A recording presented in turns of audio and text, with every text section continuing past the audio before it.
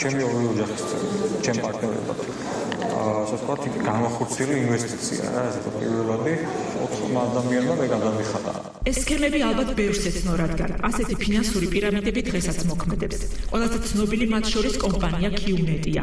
როგორც ამბობენ, მის ქსელში უკვე 30,000 წევრზე მეტია. ქსელში ჩართულ პირებს საათების, სამკაულების, საგზურებისა და აურის გასაწმენდის შუშის ბურთების გაყიდვა ევალებათ. ქსელი მკაცრად გასაიდუმლოებულია. დაზარალებულები უკვე არიან, მაგრამ მოტყუებულებს ამაზე ხმამაღლა საუბარი არ სურთ. დაზარალებულების ახლობლების გაფრთხილებები პერიოდულად სოციალურ ქსელებში ჩნდება. ეს QNet-ი კომპანია არის კლასიკური პირამიდა. მსგავსმა პირამიდებმა სხვადასხვა დროს უამრავი ადამიანი გააუბედურა.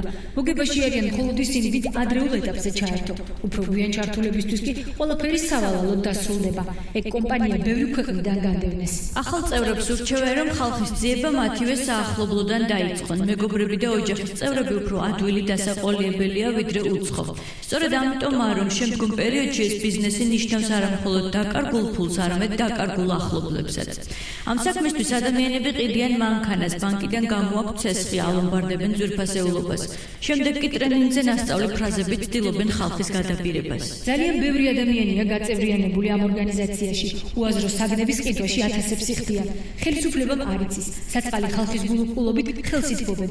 ყურადღებას რომ არავინ აქცევს, დაიჭირეთ, სანამ ხელმძღვანელები ქვეყნიდან არ გაქცეულან. როგორ მოიქცეს მომხმარებელზე აღარ გვაქვს საუბარი, იმიტომ რომ ხედავთ აი მთელი ქრონოლოგია, რომ აი ჭკუას ვერ სწავლობს მომხმარებელი, როგორც ჩანს ეს რაღაც ხელის გაუმძლევრად გამდიდრების ოცნება ჩვენი ნაციონალური ნიშანია.